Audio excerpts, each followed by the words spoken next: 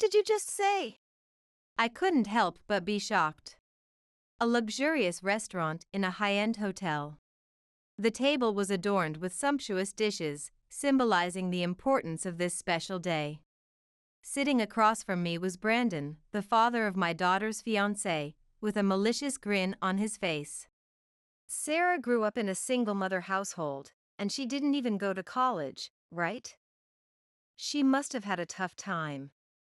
Like maybe delivering newspapers early in the morning to pay for her tuition. Or perhaps the nightlife industry? At first, his words seemed to express concern about Sarah's single-mother upbringing. However, they quickly turned into something mocking. I wanted to believe I had misheard. Today was a family meeting with my daughter, Sarah's fiancé, Nicholas, and his parents. It was an important occasion where we were supposed to become one family, yet the words spoken were incredibly insulting. Being directly or indirectly mocked for being a single mother was something I had sadly grown accustomed to. But this time, the setting made it even more intolerable. Is that so? You must have had a hard time. Miranda, Brandon's wife, sitting next to him, said something unbelievably condescending, as if she truly pitied me from the bottom of her heart. What is wrong with these people? Their behavior was beyond rude. Sarah had told me a bit about Nicholas's parents beforehand. Brandon, a well-known lawyer, famous not only for his skills, but also for the many bad rumors surrounding him. And his wife Miranda, a daughter from an upper-class family who married the son of a lawyer. I had heard she was kind, but judging by her current behavior, she seemed extremely naive. Dad, Mom, how can you say that to Sarah and Jessica? It's disrespectful. Nicholas, sitting next to Sarah, tried to soften the situation.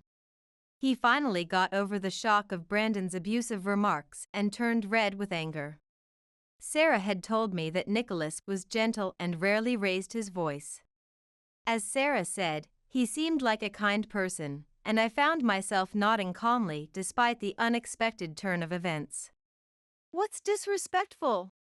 Miranda, seemingly not understanding Brandon's sarcasm, looked puzzled.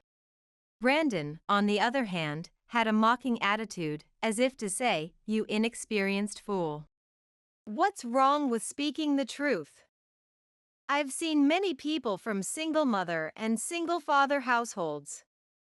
Many of them ended up committing crimes and came crying to their families. What?"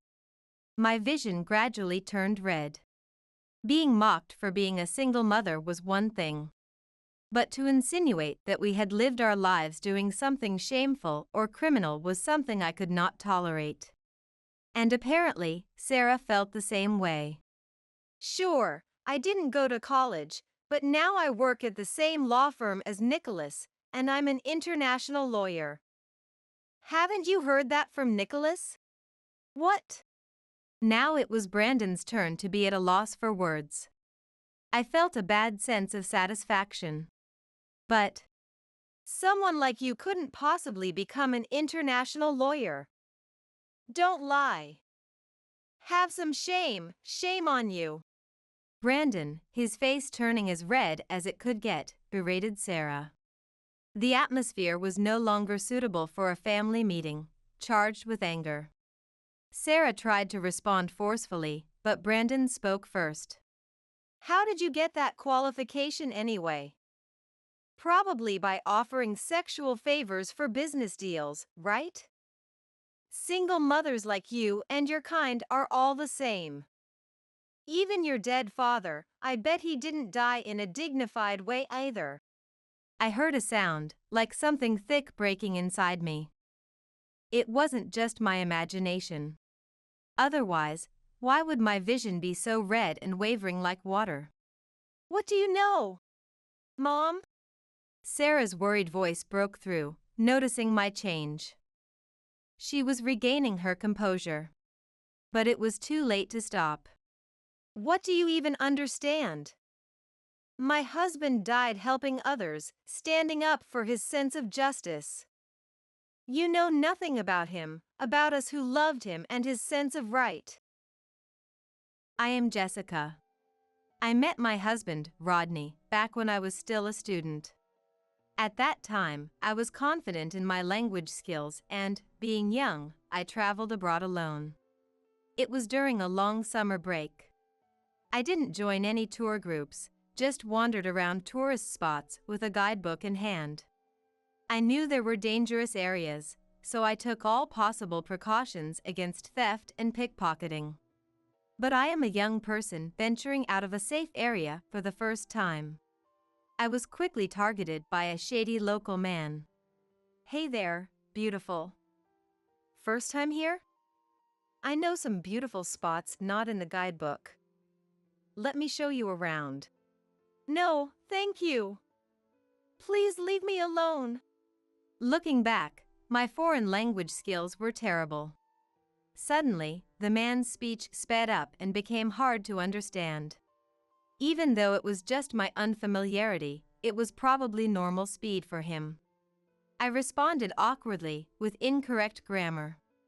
That likely made him think I was an easy target. Despite feeling chills, I tried to keep smiling, but he suddenly grabbed my arm. No, let go. It's fine, there's a hotel nearby if you're tired. What is he saying? I thought frantically, struggling to shake off his hand. But the difference in physical strength between men and women was evident. Moreover, he was quite well built. It wasn't easy to break free. I looked around for help, but even in a foreign land, it was the same. People passed by either ignoring us or seeing it as a minor squabble, offering no assistance. I felt helpless. I thought of my parents, who had been worried about my trip until the last moment. I felt sorry for them. I might never see them again. Just as I was about to give up. Hey! There you are! Over here! A male voice I didn't recognize. From his accent, he didn't sound like a local. Both I and the man holding my arm looked puzzled. Unfazed by the tense atmosphere, the man, likely from my own country, approached us with a smile. Who the hell are you? Thank goodness I found you. She's my friend. I lost sight of her for a moment and got worried. Who are you? Out of the frying pan into the fire. Speaking softly in my native language, I asked the stranger. Then the man also whispered. Trust me. He whispered back. Then he turned back to the other man, smiling, and gestured for him to release my hand. I did try to warn her at first, but she has this troublesome habit of getting so engrossed in unusual things that she forgets her surroundings. It seems she couldn't control herself. You really helped us. Especially in a foreign land, where there's even rumors about people pretending to flirt only to engage in human trafficking. The man's face tightened as if he realized this might be true. He then released my hand and hurried away, almost fleeing. Did I get saved? Yes, it seems so. As the man's figure disappeared, the previously smiling and composed man suddenly collapsed to the ground, drained of energy. Hey, are you okay? I had suspected him of being a shady character, but this sudden collapse made me forget all those thoughts. Peering into his face, I realized he had been putting on a brave front. Sweat trickled down his smiling, yet pained face. I'm not doing so well, but I'm glad it worked out somehow. His face showed genuine relief from the bottom of his heart. Seeing his soft expression relaxed me a bit and reminded me of something important. Oh my. I didn't even thank you properly. I'm so sorry. And thank you. You saved me. When I hastily expressed my gratitude, the man seemed a bit taken aback. It's really okay. Meeting people, even through small things, is fate. It's only natural to help someone in trouble. He stood up with a smile, lightly brushing the dirt off his pants. Helping someone in trouble is only natural. His calm words echoed in my mind. There are still people like this out there. People who help others in need without expecting anything in return. Just because they have a strong sense of justice. But really, be careful in this country. What I said earlier is not a lie. He was probably referring to the rumors about human trafficking disguised as flirting. Thinking back, I was indeed in a dangerous situation. If this man hadn't helped me. If that other man had taken more forceful measures. When I think about it, I and this man were truly lucky. Thinking about it made me tremble with fear. Well, I'll be going now. His voice snapped me back to reality. I didn't know why. But maybe I was already drawn to his sense of justice at that moment. Wait, please! I found myself calling out to him as he was about to leave. The man turned back with a curious look. I called out without thinking, but had no idea what to say next. Desperately trying to think, I finally said, "Please let me thank you properly. I just realized I didn't even ask your name." It sounded like a cheesy pickup line. But the man, without suspicion, just gave a wry smile and told me his name. My name isn't anything special, but it's Rodney. I'm just a solo traveler. This was how I met Rodney, who would later become my husband. After that incident in a foreign land, we exchanged contact information and, strangely enough, started dating soon after I returned home. Whenever our schedules allowed, we went on numerous dates. I soon realized that Rodney was a man of unyielding integrity and justice. During our dates, if he saw someone in need, even if it wasn't a person, he would rush to help regardless of our plans. For example, if he saw a lost child, he would stay with them until they were reunited with their parents, even if it took hours. Despite his fear of heights, he once climbed a tree to retrieve a baseball for some kids who had gotten it stuck. If he saw an injured stray cat, he would pick it up and rush it to the animal hospital without a second thought, not caring if he got blood on himself. He would take responsibility and care for it until he found it a new home. Honestly, sometimes, I felt a bit uneasy about his tendency to prioritize strangers over me. But that was just how he was, and it was one of the reasons I fell in love with him, so I chose to keep quiet. Time passed, we got married, and the following year, we had a child. Our daughter, Sarah, who had a gentle face just like him. Since Sarah was born, our daily life seemed to be filled with even more happiness. I had a loving husband, an adorable daughter. We weren't exactly wealthy, but we cherished our modest happiness, laughing together as a family. Those were days without any problems. However, those happy days came to an abrupt end. 5 years after Sarah was born, Rodney died at the young age of 31. It was a day I'll never forget. An unseasonal heavy rain was falling. Sarah and I stayed up, rubbing our sleepy eyes, waiting for Rodney, who was late coming home from work. The things Sarah and I talked about. I don't remember the details that much. I only remember the sound of the rain pounding down, and the sudden ringing of the phone informing me that Rodney had been taken to the hospital. With a sleepy Sarah, we finally made it to the hospital through the pouring rain, only to be greeted by Rodney, who was already cold. The doctor standing next to me calmly told me the cause of Rodney's death was drowning. In the midst of this heavy rain, he had jumped into the river to save a drowning boy, and only Rodney ended up losing his life. That was so typical of Rodney, I thought, as a strangely calm part of me noted. He saved someone, not thinking of himself, and ended up dying, a beloved and important hero.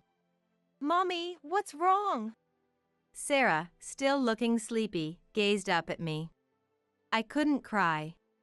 I couldn't let myself cry in front of Sarah, who didn't understand what was happening. I desperately tried to hold back my tears. But, Mommy, why is Daddy sleeping? Sarah, stop! I instinctively stopped Sarah, who was trying to approach Rodney, and hugged her tightly. I didn't know why I did that myself.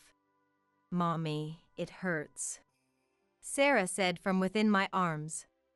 But I didn't let go, holding her even tighter.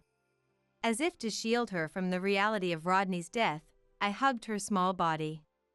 Also, as if to shield myself from that same reality. That small, moving warmth. A sign of life.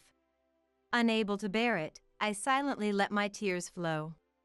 What followed were stormy days. I held Rodney's funeral, desperately, watching Sarah, who finally understood Rodney's death, sobbing. Someone claiming to represent the boy Rodney saved came to the funeral, but I don't remember much, being overwhelmed with arranging the funeral while feeling a deep sense of loss. Even after the funeral, peace did not return to us. With Rodney gone, we became a single-mother household. Fortunately, with the savings Rodney left us, the job I had before Sarah was born, and the support from many people who admired Rodney, we managed to get by. However, relying on that alone would eventually lead to running out of resources. Therefore, I decided to start working again once things had settled down a bit. I worked day and night, without regard to the time. As a result, I felt guilty, knowing that Sarah was likely feeling lonely.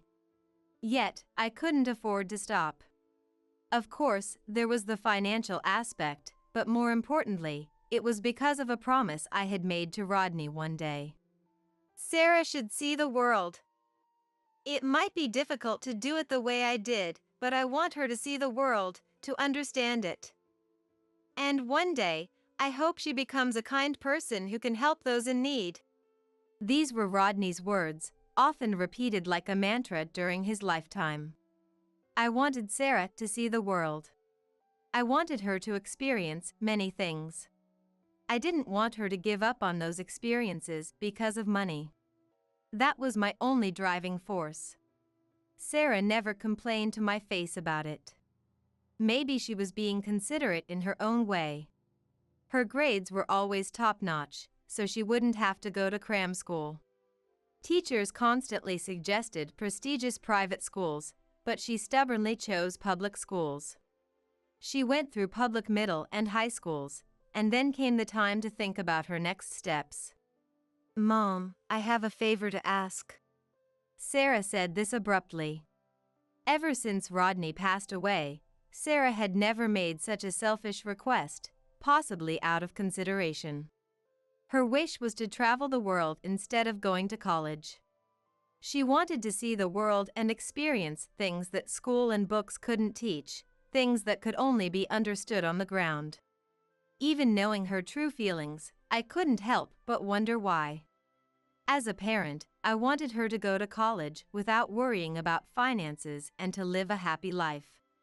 While I had those thoughts, I also questioned if going to college and living in a narrow world would truly make her happy.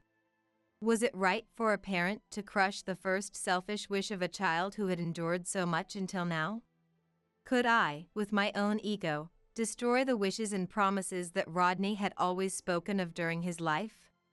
The answer was, of course, no. All right, go ahead. Fortunately, I had saved enough money over the years to cover the travel expenses without needing to splurge. When I told her this, Sarah cried with joy and repeatedly promised to work and pay it back. But I refused, saying that after all the patience she had shown, she should allow me to do this much. And so, after graduating from high school, Sarah set off on her journey around the world. By coincidence, it seemed as if she mirrored Rodney's image from that day, something I hadn't shared with her. Every day, without fail, I received a message from Sarah, not only to let me know she was safe but also to share her experiences. There might have been issues with international signals, but it was likely she was also being mindful of communication costs. She had grown into such a considerate child. The messages varied slightly each day, usually consisting of text and photos from her travels. Sometimes, she expressed amazement at the crowds and high prices in major cities abroad, along with photos of skyscrapers she had never seen before. Other times, she shared how people helped her when she was struggling in a foreign country, along with heartwarming photos of her with those who had helped her. There were also times when she entered developing countries, where she was deeply moved by the locals' determination to live their lives despite their circumstances.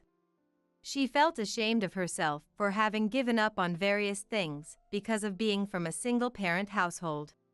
With such messages, she sent beautiful photos of sunsets she had seen with the local people. One day, amidst the joyful yet humbling exchanges of messages, there was a note saying, "I'm coming back soon." It read, "Mom, I want to become an international lawyer. When I return, I will study law, go abroad, and get qualified as an international lawyer. I want to help people from many different countries." Sarah didn't know much about Rodney's sense of justice and desire to help others. It was one of the traits that attracted me to him and made me love him deeply. I never realized that Sarah had inherited this beautiful quality from him. She truly grew up to be a kind person, just like you wished. I reported Sarah's growth to Rodney's photo while showing him the message. In the photo, he seemed to have a bittersweet smile. And then, time passed again. When Sarah returned, she worked at a law firm while saving for exam fees and studying for her lawyer qualification.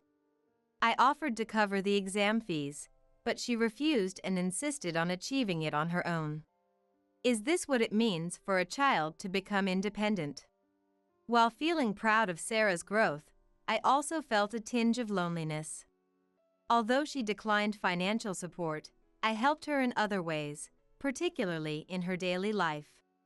I made her late-night snacks when she worked late and packed sandwiches for her lunch to save on food expenses.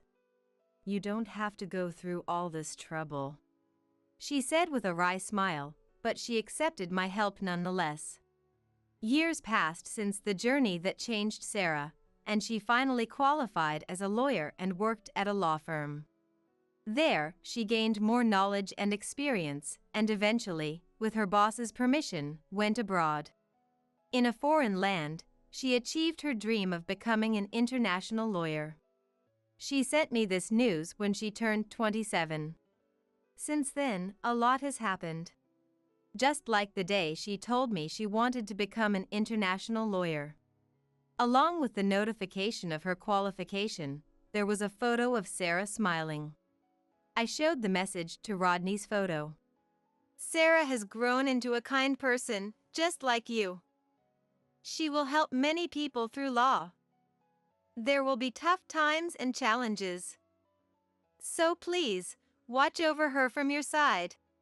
I thought of Rodney and made my wish. I had no idea then that a year later, Sarah would meet her future spouse at work and decide to get married. And that I would face such an insulting situation at that family meeting. I quickly recounted my memories and promises with my late husband, and proudly told them about our daughter who inherited his sense of justice and became an international lawyer. Suddenly, the room fell silent. Even the unpleasant parents of her partner, Nicholas, and Sarah herself froze in shock. I had done it. But, although I felt sorry for Sarah, I had no regrets. Rodney had helped a stranger boy selflessly and lost his life. My beloved, proud Rodney. I won't tolerate anyone mocking his life and the reason for his death, even if they are the parents of my daughter's spouse. Brandon's face turned red with anger. Next to him, Miranda paled and looked back and forth between Brandon and me. I braced myself for the worst words imaginable. It was at that moment when I resolved myself. It was Nicholas who broke the silence first, quite unexpectedly. With an expression of disbelief, Nicholas began to speak. "That person, could it be?" I was the next one to be surprised by what Nicholas said. He was completely right. Nicholas accurately captured Rodney's character from back then, and even knew the name of the hospital where Rodney had been taken. Nicholas, how do you? So it was true. Nicholas interpreted my words as confirmation, and his gentle expression contorted. It was a mixture of joy and regret, a kind of bittersweet smile. Then, suddenly, he apologized deeply. It was more than just an apology. Nicholas? Nicholas. What are you doing? Brandon, enraged, tried to make Nicholas stand up, but Nicholas brushed his arm away and apologized even more deeply. Jessica and Sarah. Even though I didn't realize it, my parents were incredibly rude. Nicholas. You don't have to go that far. That's right. We understand your feelings, Nicholas. Even though we urged him, Nicholas stubbornly refused like a child. No, my parents did something that terrible. Sarah.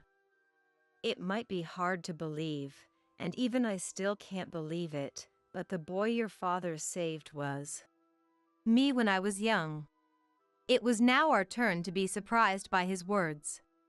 This was Nicholas's story. At the time, he was severely bullied at school because of Brandon's bad reputation. On that day, he encountered bullies on his way back from tutoring, and they threw his important tutoring bag into the river. Trying not to worry his parents, he attempted to retrieve the bag by himself. However, young Nicholas slipped and fell into the river. The river, swollen with rain, had a swift current, making it impossible for him to return to the shore on his own. In that situation, Rodney dived into the river to save him, without any regard for his own safety. Rodney first brought Nicholas to the shore, then jumped back into the river to retrieve the bag that had been swept away. Just because Nicholas was in trouble. And as a result, Rodney died. Nicholas knew the name of the hospital where Rodney was taken because his worried housekeeper, who came to pick him up, had called it in. Nicholas was also taken to the same hospital by the paramedics as a precaution. Later, young Nicholas, upon hearing from the nurses that his savior had died, tried to apologize to our family immediately. However, he was prevented by Brandon, who was a renowned lawyer at the time. If it became known that the son of a famous lawyer was bullied and caused someone's death, it would damage his reputation. For such conservative reasons, he left the apology to his representative. Nicholas deeply regretted it.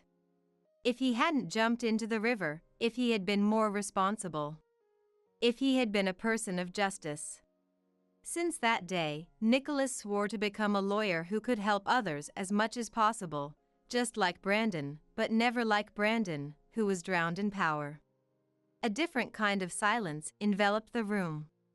Nicholas, filled with rage, remained utterly silent, as if he had become a completely different person. Then, in the next moment, he did something unexpected. He offered a deep apology. I'm sorry. I didn't realize you were Nicholas' benefactor. I spoke out of turn. Neither Sarah nor I could say anything. I couldn't fully grasp Sarah's feelings. She simply stared quietly at the family she could consider her father's enemy. As for me, I was on the verge of exploding with anger. I thought, why apologize now? If he was going to apologize, why didn't he come to apologize the moment Rodney passed away? I was convinced that this apology wasn't sincere. However, it was Sarah who spoke first. Both of you, please stop. Her voice was surprisingly calm and gentle. It wasn't just me who was taken aback by this. Both of them also wore expressions of shock. Sarah continued. Indeed, it's hard not to feel that apologizing now is too late. Brandon, as a fellow lawyer and as a person, I find it difficult to forgive you for not coming to apologize immediately. Brandon's face flushed red again. But, perhaps realizing he stood no chance, he only let out a small groan. Sarah continued to address him. I'm sure my father would say this. He'd say he was just glad that the boy from that time is safe. That's all that matters. Then, crouching in front of Nicholas, who was still kneeling, Sarah spoke with a tearful, bittersweet smile. My father saved you, and you've carried on his sense of justice. I know this because I've watched you in the office all these years. So, Nicholas, who has carried on my father's will, please marry me. Are you sure? Yes, that is an unchangeable fact. But it's also true that you've inherited my father's sense of justice. Tears streamed down Nicholas' cheeks. Then, grasping Sarah's hands tightly, he said in a voice full of emotion. Thank you, Sarah. I'll make sure to make you happy. As Nicholas finally broke down in tears, Sarah gently embraced him. Seeing such a tender moment between the two of them, the anger and resentment within me began to melt away gently. When I looked over at Brandon, he had an awkward expression and was looking away. Perhaps, in his own way, this was his way of acknowledging Sarah and Nicholas's marriage. Was it all right to feel relieved about this? I'm sure Rodney would have said it was. Thinking this, I sent my silent blessings to Nicholas, who was sobbing, and Sarah, who was gently comforting him. At the end of such an eventful day, with the world bathed in the colors of sunset, Sarah, Nicholas, and I found ourselves at a certain place. Rodney's resting place, the cemetery. I am deeply sorry that I couldn't come to thank you back then because I went against my father's wishes. Although it's late, it's thanks to you that I am here now. Thank you very much. He said his gratitude. Sarah also spoke to the grave. Dad, I still feel lonely without you, but thank you for saving Nicholas that day. Then she laid the bouquet of flowers she had been holding. Today, since it was mainly about Sarah and Nicholas's report, I stood quietly in the background. Although it might be too much to say I'll do as much as you did, I promise here and now to help those in need and to protect Sarah from now on. So Dad, please watch over us from the sky. I will also do my best to help as many people in need as you and Nicholas. The two of them made their vows in front of Rodney's grave. My daughter, who had grown strong over time, and the young man who had inherited Rodney's sense of justice. Rodney, are you seeing this? The things you did were never in vain. Even though you are gone, your will lives on and is being carried forward. Feeling the joy in my heart, I shed tears for the first time since that funeral day. Hey, you're all set to leave, right? Just waiting for the movers now. I see. Well, it'll be refreshing not to see your face anymore. Moreover, being forced to move out and having the locks changed meticulously so I can't ever enter the house again was over the top. I used to question the need for such measures, but now it seems trivial. When I first met my husband, he was a timid man, always wary of others' opinions. But soon after our marriage, he became a classic henpecked husband. And a week after I moved to my new place, my husband showed up, frantic. Hey, it's me. Open up. Huh? Who might you be? Pretending to be clueless in front of my frantic husband. I'm Scarlet, 35, working part-time 3 days a week. It's been 2 years since I married Anthony. We didn't have kids, but I thought we could still have a happy life together. In the early days of our marriage, we would spend nights discussing how we wanted to live our lives together. Both of us had little experience in love, so it was a bit tentative at first, but I think we enjoyed our time together. Let's be one of those couples who stay close even as we get older. Yes, I would like that. Maybe 2 kids? I was thinking the same. A boy and a girl. Me too. Such casual conversations were enjoyable. For me, who had little interest in love or marriage, meeting Anthony was a shock. We met at a party I attended just to make up numbers. He seemed to be there for the same reason, and we hit it off talking about our similar situations, eventually becoming friends. Back then, he was serious and somewhat timid, always considerate towards me, which I found endearing. And then, surprisingly, Scarlet, I want you to marry me. I'll make sure you are happy. What? But we're not even dating yet? Oh, right. I wasn't put off by his unexpected proposal, rather, I thought that maybe with him, it could work. If I'm okay with you, then yes, I accept. Really? Of course. I still remember how happy Anthony was when I accepted his proposal. I had no doubt that with Anthony, I could have a happy life ahead. We got married in just 3 months after meeting, a whirlwind for both of us. With little experience in love, we often didn't know what to do, but that was part of the fun. Soon after, we started living together, but about a month in, I began to see the difference between ideal and reality. Scarlet, there's something I would like to ask you. What is it? That day, Anthony looked different, more serious and tense. I hate to ask this, but can you quit your job and become a housewife? What? I was shocked by his sudden statement and couldn't understand why he would say such a thing. After all, he had never once commented on my job before. And this was just the beginning. Can I ask why? When I asked, he sighed before responding. When Scarlet works, it makes me feel like I'm not needed. Did someone tell you that? It's not that, but all the wives of married men in my company are housewives.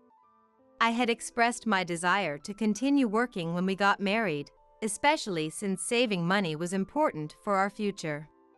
Still, I couldn't believe Anthony would bring this up now. But I did say I wanted to keep my job when we got married, right? I know, but as my wife, Scarlet, I wish you would consider my position. Then why not just pretend that I've quit? There's no need to actually leave my job. I repeatedly expressed my unwillingness to quit, but it seemed Anthony valued social appearance more. My attempts to persuade him seemed to fall on deaf ears. Look, if things stay this way, I'll be ridiculed by my colleagues and superiors. I'm the head of this household, aren't I? Please, just do as I ask. Either way, it's not something I can decide on the spot. Let me think about it. Okay, but please make it quick. Yet, I knew I couldn't let things stay this way for long. I feared what else he might say if I didn't act soon. So, I immediately consulted with my boss, Robinson. I had been working as an administrative assistant at this company since high school graduation. Robinson, in a way, had been in a similar situation. Her husband had been a henpecked husband, and unable to tolerate it, she divorced him. Now, she's a hard-working single mother whom I deeply respect. That must be tough. I think divorce is an option, but it's difficult since you're newlyweds. Yes, I haven't considered that yet. But if you quit, it'll be hard to fill the gap left by Scarlet. I'm not planning on just quitting. I'd like to find a way to keep working if possible. How about continuing in a part-time capacity for now? I think full-time would be too noticeable. That's a good idea. I'll discuss it again with Anthony. If he still disagrees, then I'll follow Robinson's suggestion and ask to work part-time. That sounds like a wise choice. Always feel free to come to me for advice. I'm here to help as your senior. Thank you, I really appreciate it. Our conversation continued, and it turned out Robinson's ex-husband also changed drastically after marriage. It was exactly like my current situation. I had never thought about it before, but now I realized that some men change completely after marriage, as if they become someone else. Looking at it another way, maybe I was deceived. Despite several discussions with Anthony, we remained at an impasse. Anyway, a woman's job after marriage is to listen to her husband and take care of the home, right? What era are you living in? Nowadays, it's normal for both spouses to work. Maybe for other couples, but we are different. You understand that, right? I might, but I can't agree with it. Please, try to understand how I feel.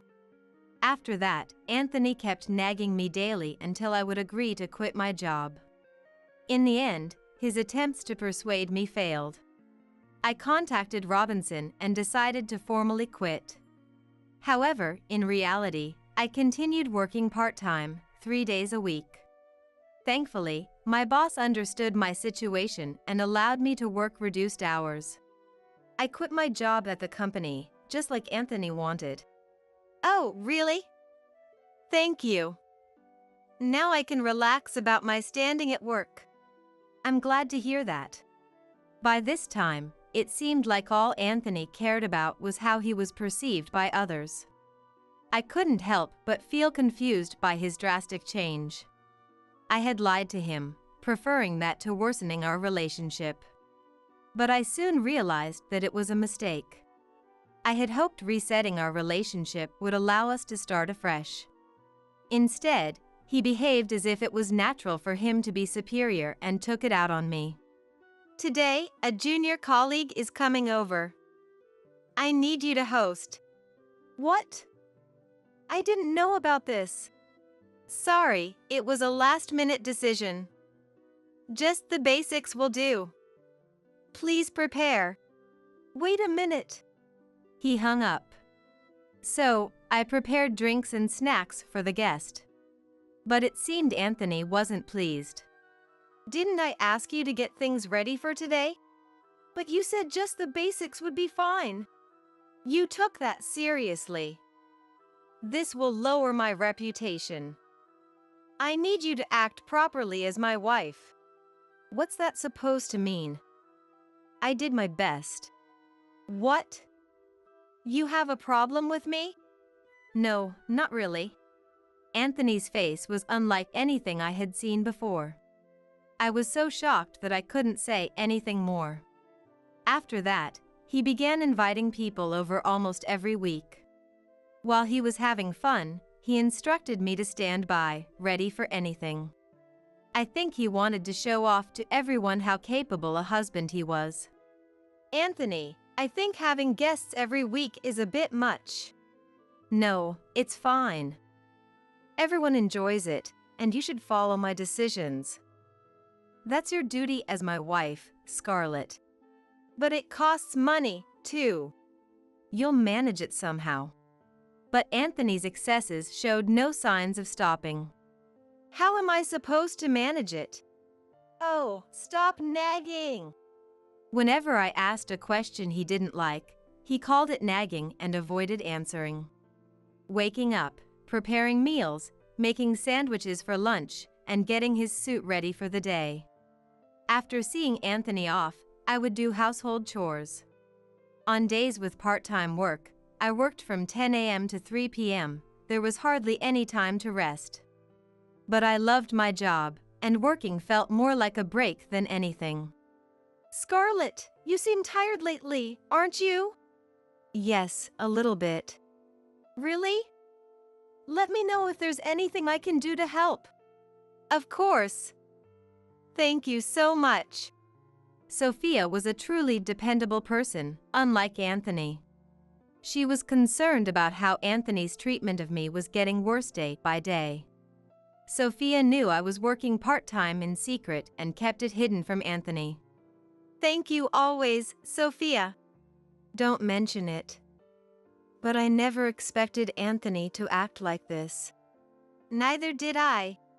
I have tried talking to him, but he doesn't listen, and we can hardly have a proper conversation anymore. I'm sorry. If only I were stronger. Don't be hard on yourself. You're doing great with both work and housework. I really appreciate your help. I'm glad to hear that. Living with Sophia was nothing but a positive experience for me. But it seemed Anthony didn't like how close Sophia and I were. And because of that, he made an unthinkable move. Where's Sophia? Mom's gone now. What do you mean gone? Mom's getting on in years, and I thought it'd be better for her to be in a facility. You actually put her in a home? Yeah. Just finished moving her in. Now I can do whatever I want with the house. I couldn't believe this happened while I was at my parents' home. To think he would put his own mother in a facility. She was injured, but not to the extent that she needed to be in a facility. He must have sent Sophia away just so he could do as he pleased. When I visited Sophia in the facility center, she seemed surprisingly well. I'm sorry it came to this. No, it's not your fault, Sophia. I never thought he would go to such extremes. I'm afraid of what he might do if I oppose him. I'll miss Sophia, but I'll try to manage. If you need anything, you're always welcome here. Thank you. Afterward, we moved out of our current home and into my in-laws' house. Even though I managed the house, Anthony took it for granted and never showed gratitude. The idea of having children, which we had discussed early in our marriage, now seemed completely off the table. Anthony ignored me, preferring to spend his time out and about. Moreover, he started creating inexplicable rules out of nowhere. No matter how late Anthony came home, I had to stay awake waiting for him, and if I woke up later than him in the morning, he would get angry. What time will you be home today? I'm not sure, but stay up until I get back. Okay. Thanks. One day, after such an exchange, when Anthony came home, I noticed something. As I took his suit to hang it up, I smelled a fragrance I had never smelled before.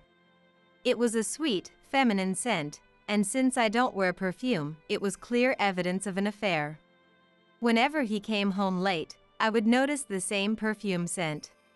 And that day, unusually, he suggested I could go to bed before him. Something felt off, so I quietly went to the living room to check and overheard their conversation. She has no idea. I'll kick her out soon enough. I could hear them clearly, perhaps because the woman's voice was loud. From their conversation, it seemed their relationship had been going on for a while. Although I wasn't surprised because of the perfume incident, I was disgusted. He was still technically Anthony. Even though I wanted to believe in him. His treatment of me never changed. It was approaching 2 years into our marriage. It's sudden, but I have a business trip the day after tomorrow. I need you to prepare everything for it. That's really short notice. I'll be gone for about 3 days. Please get my clothes ready. Understood. I can't believe he could come up with such a lie about a business trip. It wasn't a business trip, it was a trip with his mistress. I remembered a conversation I had with Anthony's colleague's wife when we met before. Be careful if he suddenly says he has a business trip. Our company doesn't even have those. I had also found evidence beforehand. I saw a chat on his mobile phone he had left in the living room, detailing how he took paid leave for this trip. This would be the beginning of the end for us. With proof of his affair, I planned to confront him with divorce papers when he returned. But it was my husband who made the first move. Are you all set to leave? The movers will be here soon. That was the first thing he said when he came home. He had told me to leave the house while he was away. I need you to be out before I get back. What? What are you talking about all of a sudden? Exactly what I said. You can't just spring this on me and expect me to leave immediately. Then I'll wait a bit, but get ready to leave. See ya.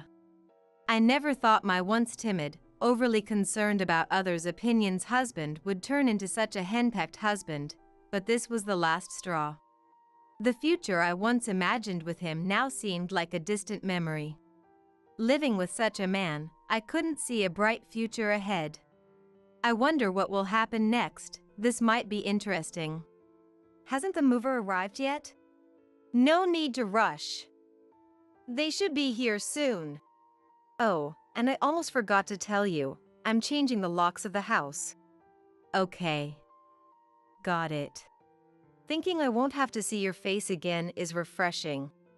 I thought it was unbelievable that these were his final words to a wife he had lived with for nearly 2 years. Believing we would no longer be involved with each other, I quickly left the place. After that, I instructed my lawyer to send the divorce papers. Despite the situation, my husband was brazenly posting pictures with his mistress on social media. I wondered how he could be so foolish. How could he be so foolish, not realizing he was providing proof of his infidelity? Even our mutual friends, noticing his odd behavior, reached out to ask what was going on. After being forced out of the in-laws' house, I returned to my job, moving from part-time to full-time again. Furthermore, I moved into my long-aspired suburban high-rise apartment. It was quite spacious for one person, but without Anthony, it felt incredibly comfortable. I was just waiting for any contact from him, but about a month after moving into my new place, early one morning, my doorbell rang. When I checked the monitor, surprisingly, it was Anthony standing there. Hey, it's me, Anthony. Open up, Scarlet. His sudden demand to let him in was beyond presumptuous. I just couldn't understand him anymore. I decided to play dumb, thinking it might be more amusing than just turning him away. Who are you? I don't know you. Don't tell me you've forgotten your husband's face. I don't have a husband. I think you're talking about someone else. He looked desperate, almost on the verge of tears. It was the timid version of him from before we were married. Of course, I didn't let him in and continued to pretend he was a stranger. Please, just listen. I've been deceived. And I need Scarlet's help. I'm sorry, but I have no obligation to help. And if you keep bothering me, I'll call the police, okay?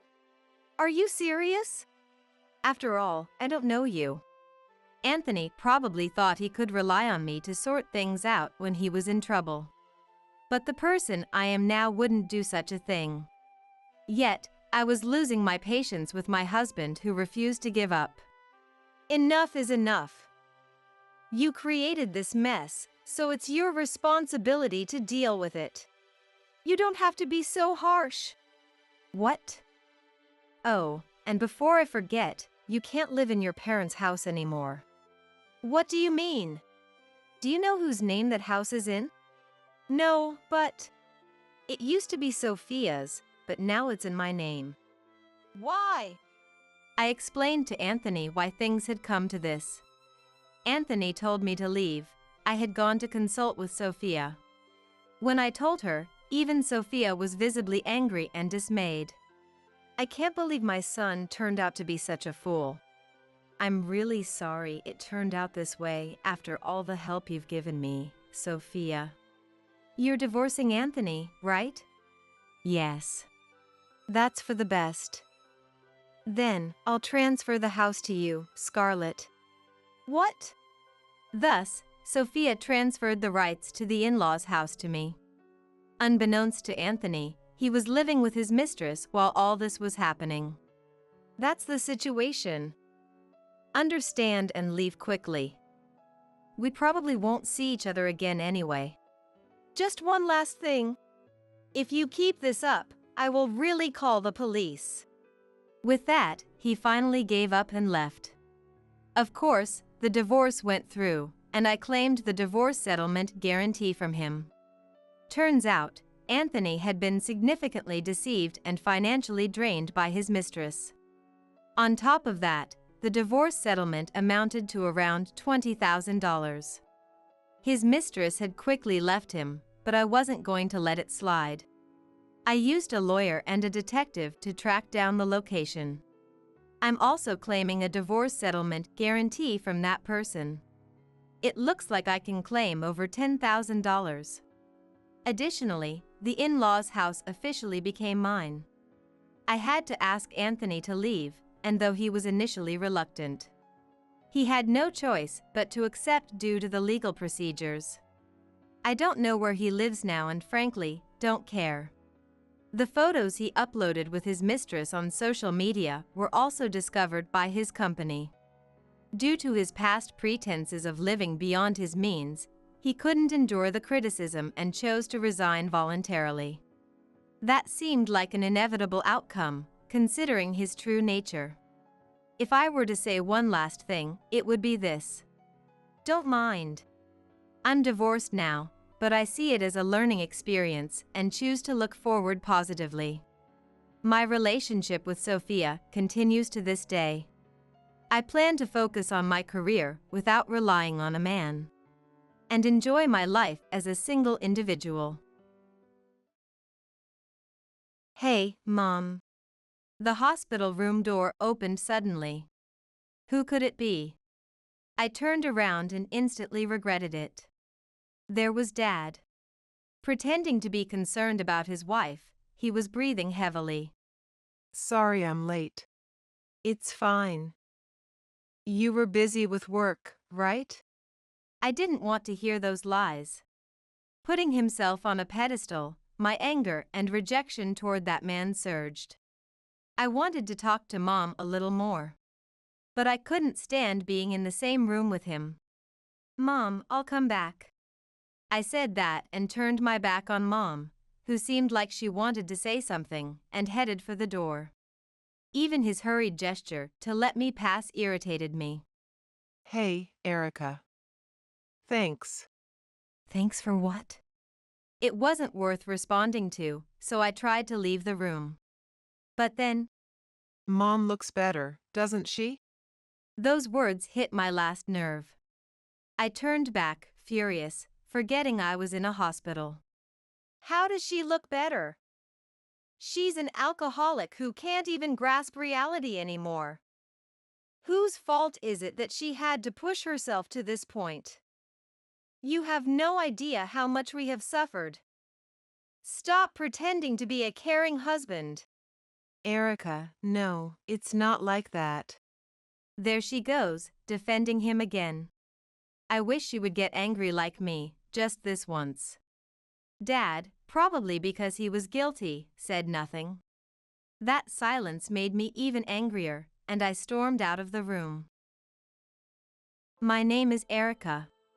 After graduating from college, I moved to Boston and started my first job. This is my third year as a working adult. My hometown is far away, and with the busyness of my new life, plus working at a well-paying but toxic company, I hadn't been able to visit home often. No, it wasn't just the environment. The biggest reason was that I didn't want to see my terrible dad, Lyle. Dad, or rather that man, was a textbook example of a deadbeat. He neglected our family and spent his nights drinking somewhere. He never attended any of my school events, always using work as an excuse. And to top it off, he even had debts from who knows where, causing Mom more pain. He probably ignored the hospital's call earlier. Or if he did answer, he likely used work as an excuse to avoid coming. Otherwise, there's no way the hospital would have contacted a daughter living far away directly. He's truly the worst kind of man. Are you out of your mind? The first words from my boss after I returned to the office and explained my situation while requesting paid leave. Erica. The company policy clearly states that paid leave must be requested at least a month in advance. But this time it's an emergency. My parent is in the hospital. Just leave it to your father. Your father is still alive, right? Is it necessary for you, living far away, to go? My boss yelled, spitting as he spoke. My colleagues' reactions varied. Some looked at me with sympathy, while others seemed indifferent, wanting to avoid the fallout. Normally, I would back down. No, I wouldn't even bring it up in the first place. But this time was different.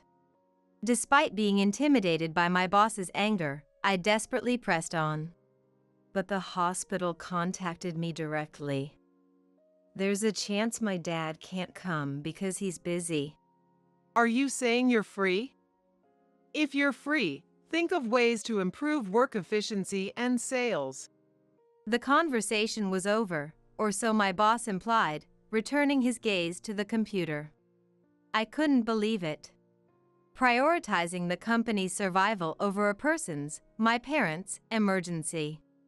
I knew this was a toxic workplace before joining, but endured it for the salary. But I had reached my limit. Feeling it was disgraceful, I stomped back to my desk.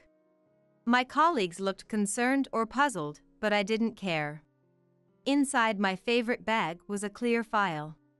Tragically, I had anticipated this day might come, though I hoped it wouldn't, and pulled out the partially written resignation letter. I also displayed the company policies section on resignations on my smartphone.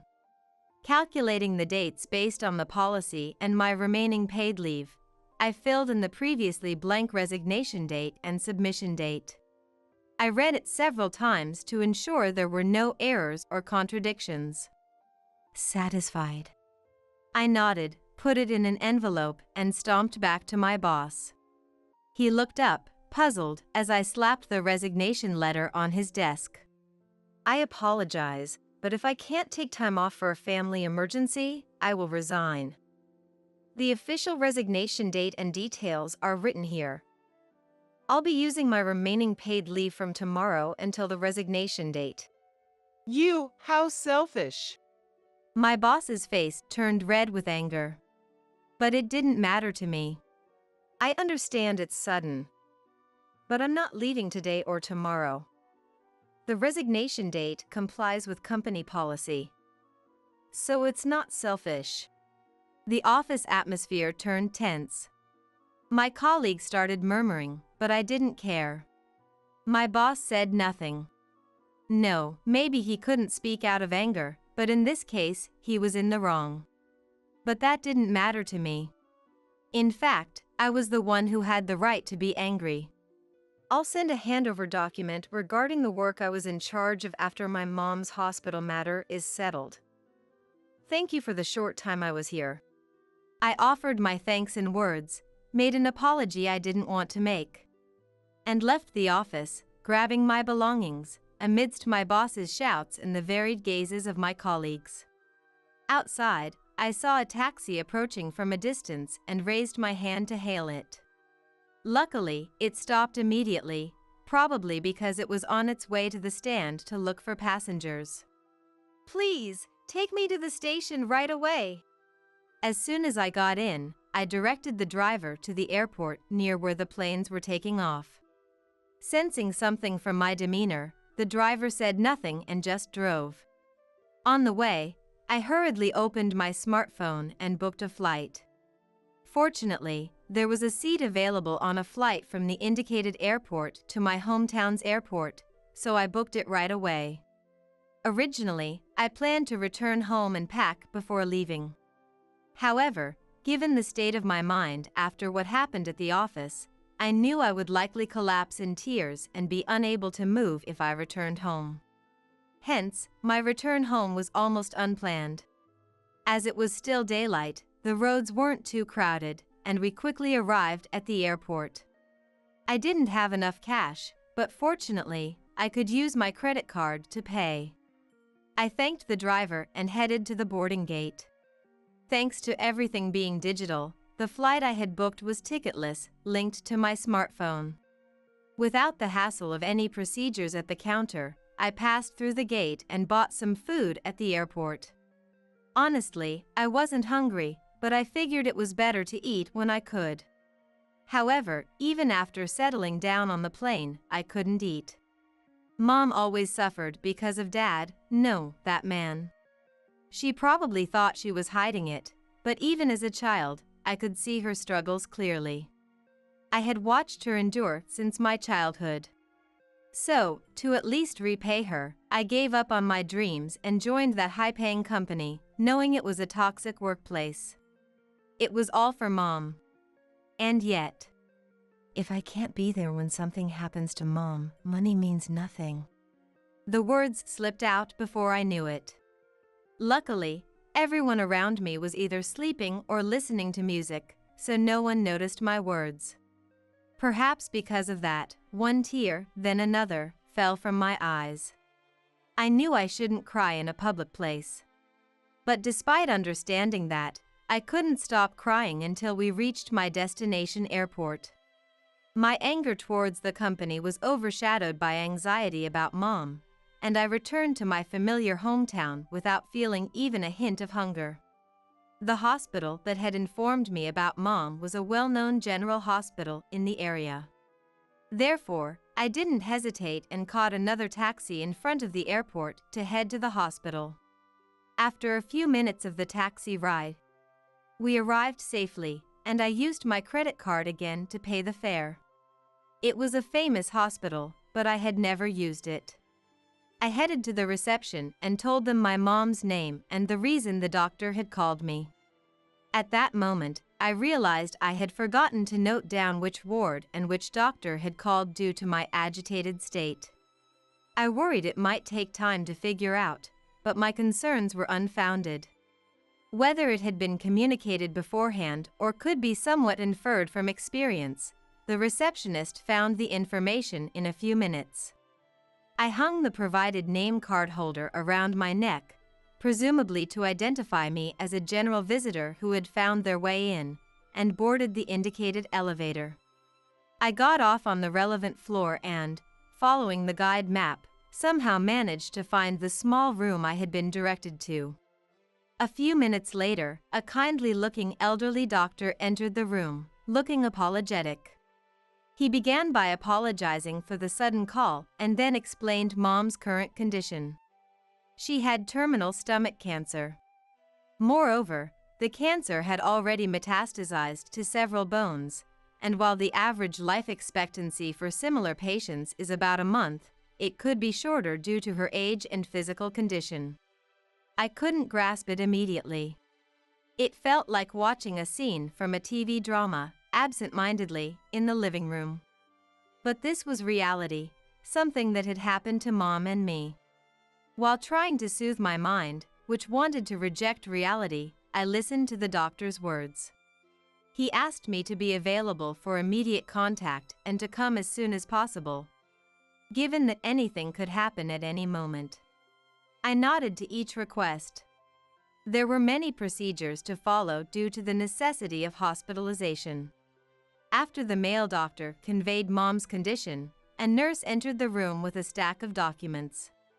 These included her basic information such as her address, any allergies, her medical history, consents for various potential procedures, and applications for rental items. To the nurse's formal apology for the numerous documents, I gave a formal denial, and began filling out the forms while thinking hard. It surely took several minutes to complete everything. The nurse took the documents from me, checked them, and nodded once. Yes, there doesn't seem to be any issue. Well done. Would you like to see your mother now? Yes. I nodded reflexively. I wanted to see her, no matter what condition she was in. I was guided to a private room with that thought in mind. Mom was there. She looked much more emaciated than I remembered, so fragile that it seemed she might soon be nothing but skin and bones. In such a state, she was sitting up in bed, looking at me with a troubled smile. Tears welled up in my eyes. Even at a time like this, she didn't have to smile as she used to. Mom. Welcome, Erica. I'm sorry. Is work okay? I had forgotten that I was still in my business suit, having come straight from work. But there was nothing I could do about it now. I nodded, indicating that it was okay. Yes, it's fine. I explained the situation and got some time off. My heart ached. But if I told her the truth, Mom would worry and it would add to her stress. So I had no choice but to lie. Whether she noticed the lie or pretended not to. Mom smiled gently and said, "I see." That smile tightened my heart even more. Mom. Without any warning, the hospital room door swung open. Who could it be? I turned around and immediately regretted it. There was Dad. Pretending to be concerned about his wife, breathing heavily. Sorry I'm late. It's okay. You must have been busy with work, right? Words filled with lies that I didn't want to hear. The anger and rejection towards him welled up within me. I wanted to talk with Mom a bit more. But I couldn't stand being in the same room as him. "Mom, I'll come back later." I said just that, turned my back on Mom, who looked like she wanted to say something, and headed towards the door. Even seeing him hurriedly step aside annoyed me. By the way, Erica, thank you. Thank you for what? I didn't even bother to respond and was about to leave the room. But then, Mom looks better, doesn't she? those words thrown at my back touched a nerve. I spun around, my entire body burning with anger, forgetting I was in a hospital, and raised my voice. How does she look better to you? Have you become so deluded by alcohol that you can't see reality? Who do you think made her push herself to this point? Do you have any idea how much Mom and I have struggled? Don't pretend to be a concerned husband now. Erica, no, it's not like that. Ah, there she goes, defending him again. At least now, I wanted her to unleash her anger like I was doing. Dad said nothing, probably because I hit a sore spot. His silence infuriated me even more, and I stormed out of the room. For a while, I needed to stay nearby in case anything happened. But there was no way I was going to spend time at home with him. Fortunately, I had saved most of my salary to give back to Mom, so staying in a hotel wouldn't be a financial burden. I chose a relatively inexpensive hotel that allowed long stays and provided a good place to rest. In the room of the hotel I had selected, I knew my suit would get wrinkled, but I was too exhausted to care and collapsed onto the bed. I let out a sigh. I hadn't brought anything with me, so I'd need to get some clothes. And though I wasn't looking forward to it, I had to prepare the handover documents. There were probably many other things I needed to do that I wasn't aware of yet. But despite all this, my body wouldn't listen to me at all. At that moment, I heard a short vibration from the bag I had left beside me. Something had come through on my smartphone, which was still on silent mode. I forced myself to move, reaching for the bag and pulling out my phone. It was a text message notification. The sender was Mom. Erica, thank you for coming to see me earlier. Such simple, everyday words. Even just that warmed my heart. But my expression froze at the next sentence. Please forgive Dad for earlier. He was just trying to cheer you up in his own way. I quickly closed the text. Once again, I was overwhelmed with frustration and sadness, tears streaming down my face. What is wrong with that man? Trying to cheer me up? That's a joke. How could he say Mom looked better when she was so weak right in front of him? As tears flowed, sobs began to escape my throat. In this space where no one would scold me or worry about me, I let my emotions take over and cried aloud. I poured out my grief and resentment towards that man who pretended to be my father for what felt like forever. From that day on, I visited Mom almost every day. Maybe to avoid the awkwardness or because he had other important things to do. I hadn't seen that man since our confrontation. It would infuriate me if we met, but knowing he wasn't around angered me as well. Please, let her recover. Let a miracle happen. I silently mocked myself for such hopes as the disease continued to consume Mom, her already thin body wasting away to skin and bones.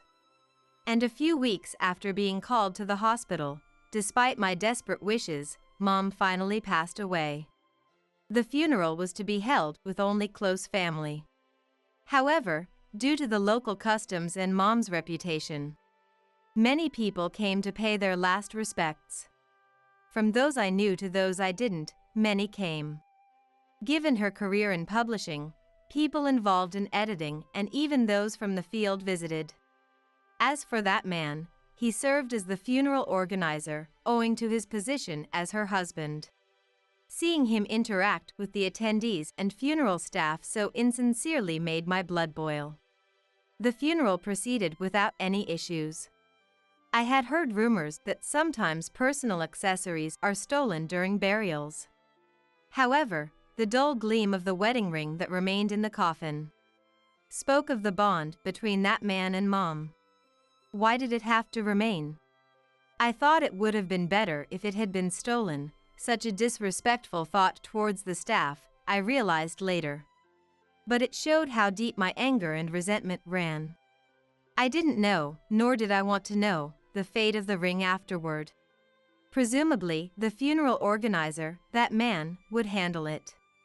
As far as I was concerned, it would be easier if it just disappeared. It was in this state of exhaustion and indifference that I sat there, lost in thought. My condolences. An elderly gentleman I did not recognize spoke to me. Beside him was a woman, holding on to his arm, likely due to her blindness. I quickly straightened my posture and greeted them. Thank you for being here for Mom today. Were you one of her colleagues? His face was unfamiliar. When I asked, the woman began to tremble slightly. Had I said something to upset her? I hurried to apologize, but before I could. You've grown so much, Erica. You're an adult now, but I recognize your voice. After the funeral, I found myself in the family room with the elderly gentleman and woman, along with my dad, Lyle, and a few relatives who had noticed the couple's presence. The gentleman introduced himself as Raoul Larner, and the woman as Casey Larner. I sat across from them, confused, with Lyle uncomfortably beside me. Then Casey began to explain. Her story was almost impossible to comprehend. Casey claimed to be my biological mother. Born with a visual impairment, she had been abandoned by my biological father as soon as her pregnancy was discovered. Stigmatized by her disability, Casey doubted her ability to raise a child alone. She turned to my mom, Claire, who had been supportive when Casey worked at a Braille book publishing company. At that time, Claire and Lyle had been trying for a child but had been unable to conceive, and Claire was past the ideal age for pregnancy. So, with Casey's consent, I was adopted by the Lyle couple. This sudden revelation left me speechless.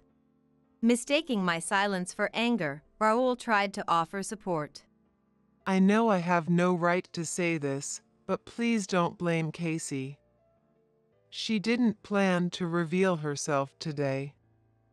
I encouraged her to. I'm sorry. Raoul apologized, and Casey followed suit, tears streaming down her face. Oh, please don't. I'm just shocked by everything I've heard. I'm not angry. I reassured them both and remembered something Casey had said earlier. You met Mom at a Braille book publishing company. Could it be? I turned to look at Dad, who was standing behind us. Anticipating my wrath, Dad's expression was sad but resigned. I approached him, ready to confront him. Hey, you used to teach me Braille with Mom when I was little, didn't you? Was that because of this? Caught off guard, Dad looked stunned. But then, he gave a gentle smile and nodded. Mom and I thought you might meet Casey someday. We wanted you to be ready for that. I had always found it strange. Unlike other kids, I had been taught Braille by my parents. I had assumed it was related to Mom's job, but Mom. understanding Mom's intention and discovering a new side of Dad's kindness, I couldn't hold back the tears that hadn't fallen during the funeral.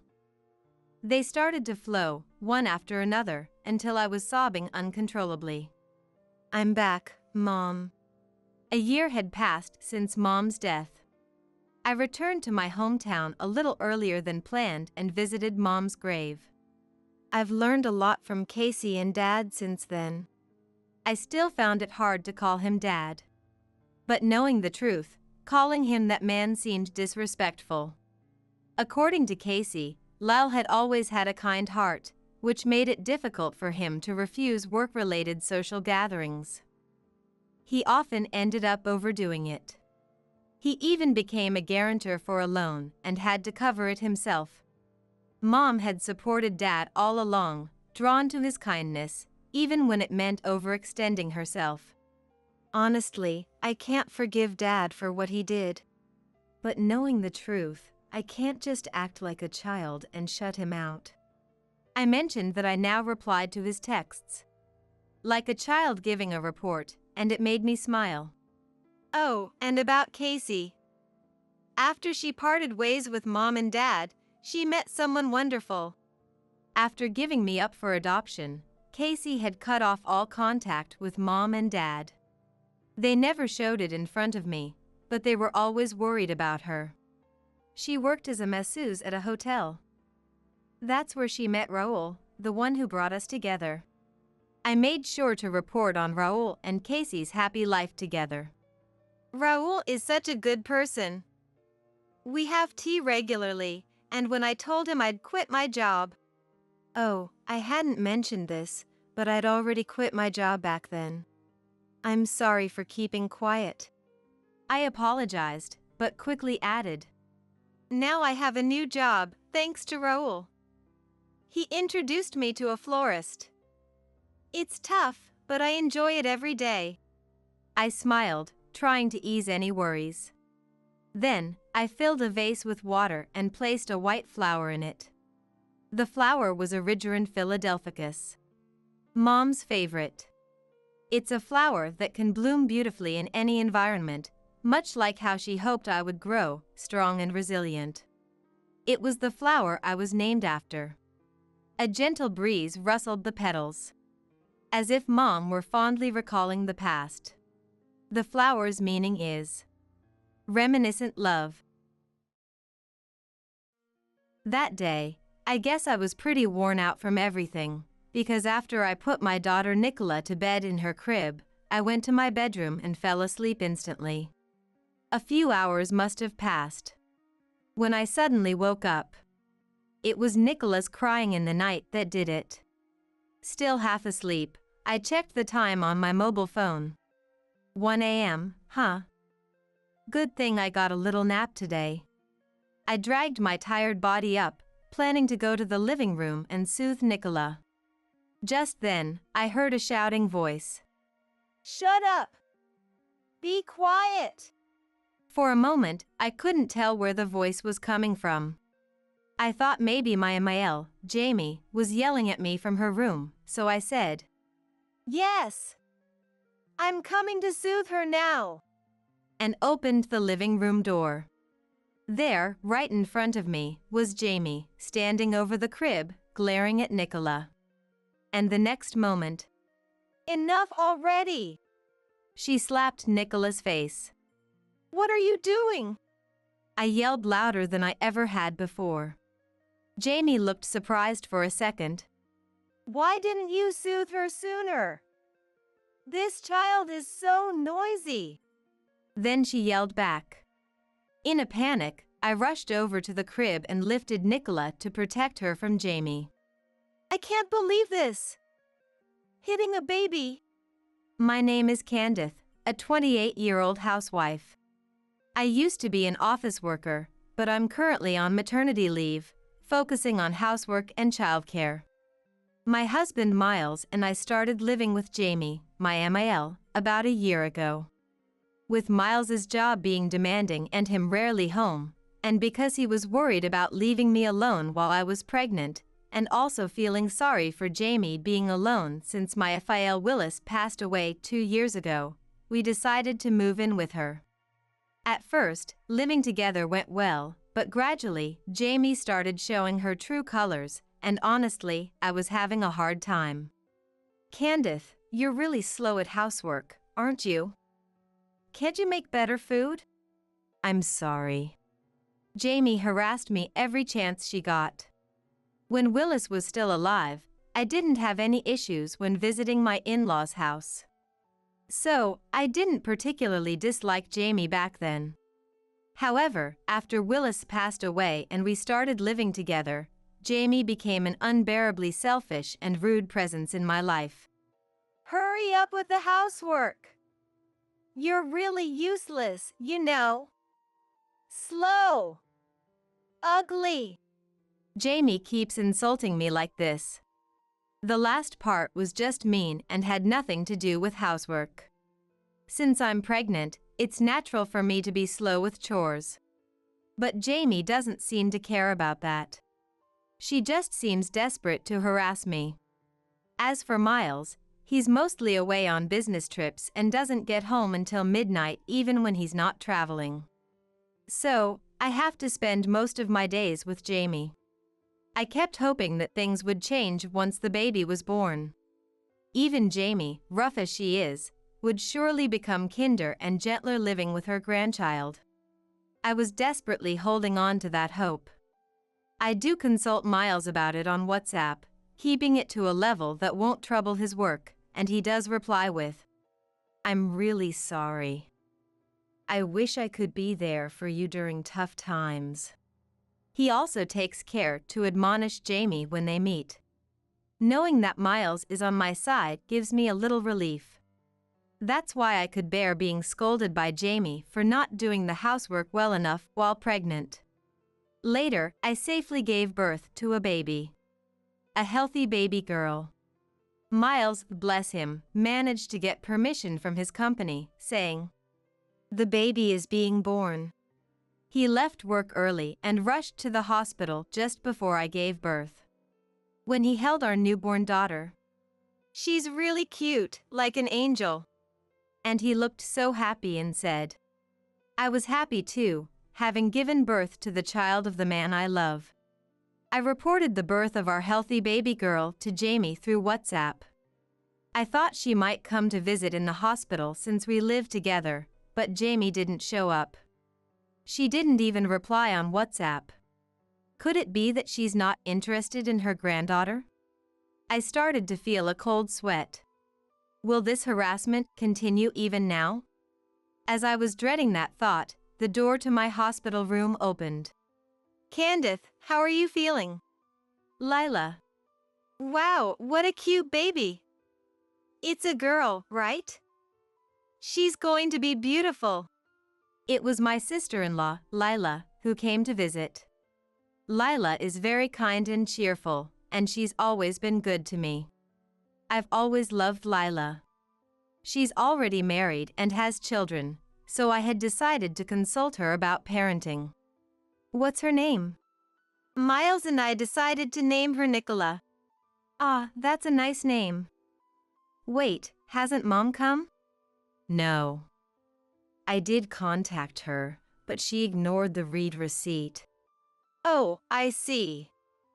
She's really a pain sometimes, isn't she?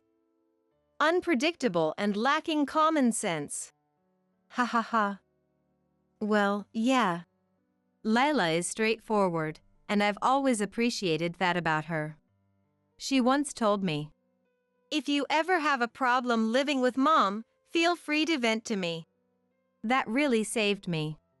So, I used to honestly complain to Lila when things got really tough. Lila understood Jamie's difficult nature, so she knew that if she scolded Jamie based on what I told her, Jamie would end up taking it out on me.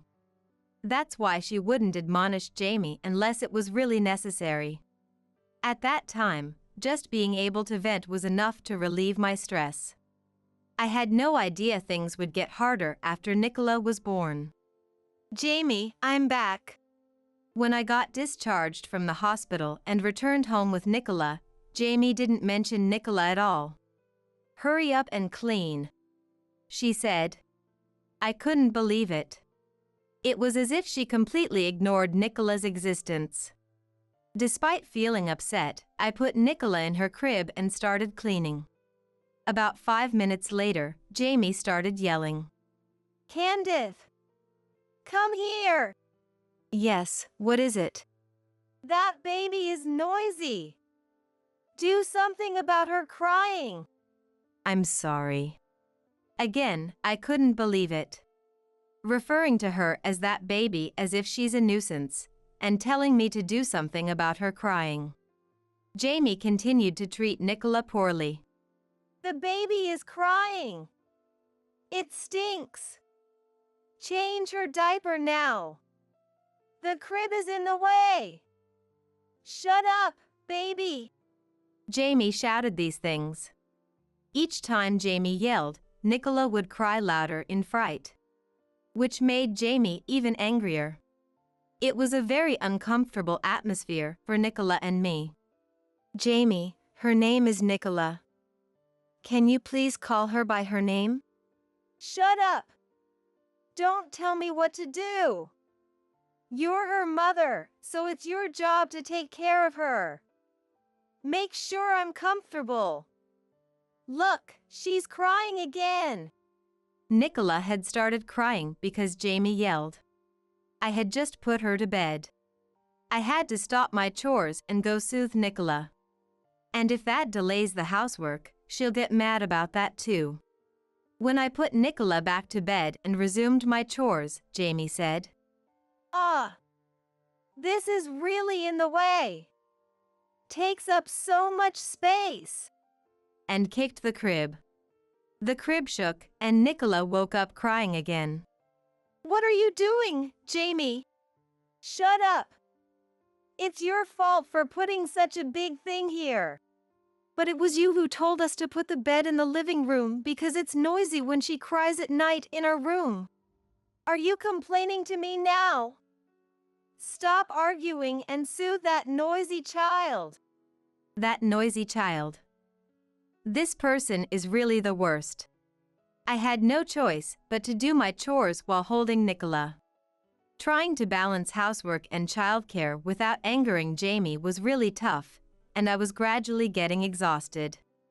If I focused too much on childcare, "You're really slow at housework," I'd be scolded.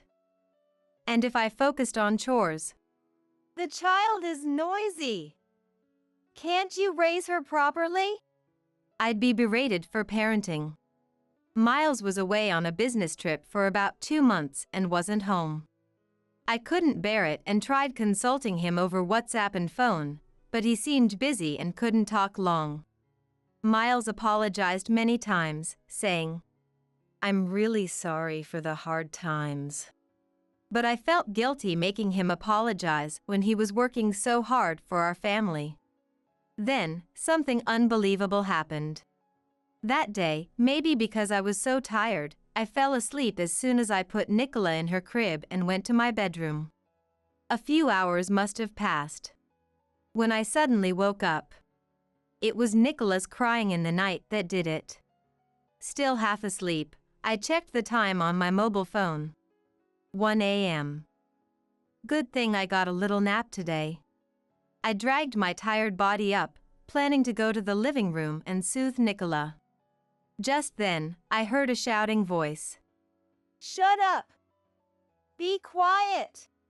For a moment, I couldn't tell where the voice was coming from. I thought maybe Jamie was yelling at me from her room, so I said, "Yes. I'm coming to soothe her now," and opened the living room door. There, right in front of me, was Jamie, standing over the crib, glaring at Nicola. And the next moment, "Enough already!" she slapped Nicola's face. "Eek! What are you doing?" I yelled louder than I ever had before. Jamie looked surprised for a second. "Why didn't you soothe her sooner? She's so noisy, this child." Then she yelled back. In a panic, I rushed over to the crib and lifted Nicola to protect her from Jamie. I can't believe this. Hitting a baby. Could this person really be human, hitting a 3-month-old baby? Nicola was crying louder than I had ever heard before. And her face had turned red. I immediately called an ambulance. At the hospital, the doctor examined Nicola. He said her face was red, but there was no worry about bruises or injuries, which relieved me. I almost collapsed on the spot. What happened? Did you drop her on the floor or something? The doctor asked. I explained the situation to the doctor. Right then, Lila entered the room. Candace, is Nicola okay? Oh, Lila. In my panic, I had called Lila while on the ambulance. Miles was on a business trip and couldn't come immediately. So I called Lila, despite it being the middle of the night. Lila explained to the doctor about Jamie hitting Nicola. The doctor was speechless, and Lila was shaking with anger. The next day, I went home with Lila. I deliberately entered the house alone. Jamie acted as if nothing happened, harassing me as usual. You're late. Hurry up and make breakfast. You missed taking out the trash because you came home in the morning. You really can't do housework. Enough already. Did you forget what happened yesterday? Jamie hit a 3-month-old baby, remember? How can you act so normally? First, apologize for yesterday. Jamie's face turned red with anger. What? Why should I apologize? That child was the noisy one. I just slapped her because she wouldn't listen. It's part of discipline. I thought she wouldn't be quiet otherwise. That's not discipline. It's just violence. Enough, so noisy. Just do your chores already. I was astounded. So, you don't regret it at all? Don't even think you did anything wrong? Lila, please come in. Lila entered the living room as I called her. Why is Lila here? Mom, what are you doing? I can't believe you did such a thing. No, that's, Jamie was flustered by Lila's arrival. Mom, you do realize that what you did is legally punishable, right? Jamie's face turned pale. Lila, you're not going to sue your own mother, are you? The one who's going to sue is Candace. I'll just be her lawyer. But wait. It was just a part of her education. Who would agree that hitting a baby is education? This is a case of assault. No matter how much Jamie tried to justify, such an act could never be excused. I'll definitely sue you. Be prepared, I told Jamie. Then, Jamie began to cry quietly. I'm sorry, Candace.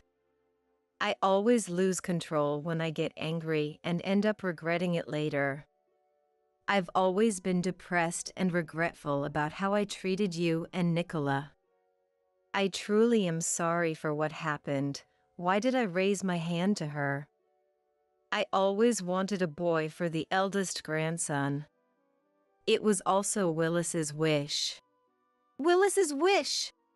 It might be an old-fashioned thought, but we always hoped for a boy to carry on the family line, and when a girl was born instead, I was happy about the birth of a granddaughter, but also felt like I failed to fulfill a promise to Willis, and every time I got angry, I couldn't control myself. I'm really sorry. Jamie continued speaking through her tears. Please, Candace, change me. I'll do anything. Jamie said this and then deeply apologized. Jamie, please calm down. Let's talk properly first. No, I've done something terrible. No amount of apologies will ever be enough. Jamie kept apologizing repeatedly. I felt my heart wavering and almost forgave Jamie. Jamie. That's when Lila spoke up. Don't take her seriously, Candace. Mom always pretends to be deeply remorseful like this when she's cornered, just to end criticism against her. Eh? She did the same when Dad found out about her affair. He forgave her because he fell for her act, but her tears dried up immediately afterward. This is probably just an act too, right? You can't fool me. Lila's observation made Jamie falter. What are you saying, Lila? Looking closely, Jamie's tears, which were flowing heavily just a moment ago, had already dried up. It was likely fake crying. Jamie, I can't forgive you anymore. How twisted can you be to try to weasel out of what you've done? Wait a minute. I'm not trying to escape anything. Okay, I understand. But we've already decided to take legal action.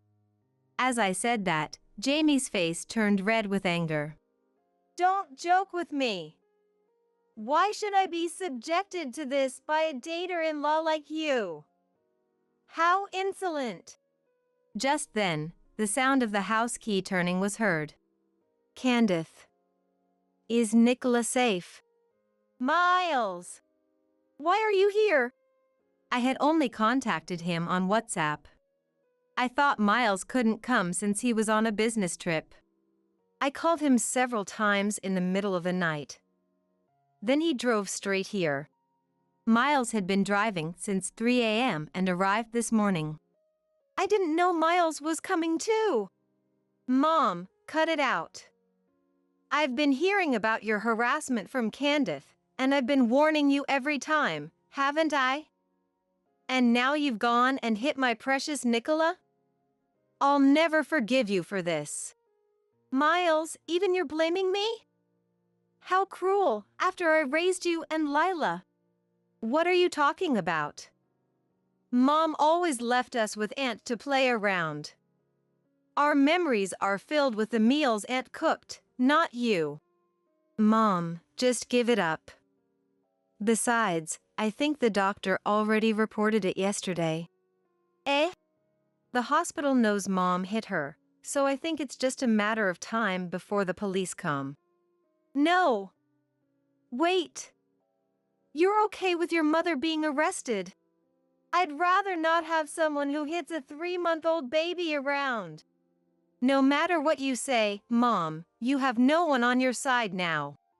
Jamie finally seemed to understand her situation, pale-faced and slumped. Soon, the police arrived and Jamie was arrested.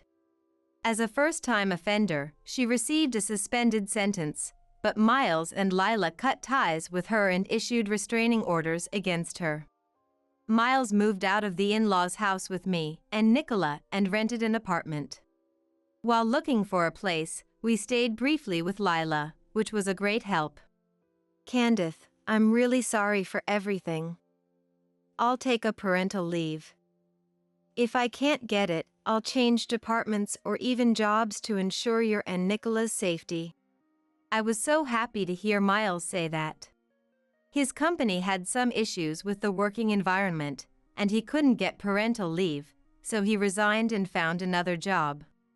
Now he comes home on time, helps with Nicola and the housework. We live in a high-rise near Lila's family, often gathering for meals or enjoying barbecues. I don't know what's become of Jamie, but I heard from neighbors that after her arrest, she's become completely isolated and doesn't go out anymore. Prideful Jamie probably can't bear being known as someone who did such terrible things. Well, it doesn't matter to me anymore, and she doesn't know where we moved, so there's no chance of meeting or her showing up unexpectedly. I plan to live happily, supporting each other as a family with Miles, Nicola, and Lila's family.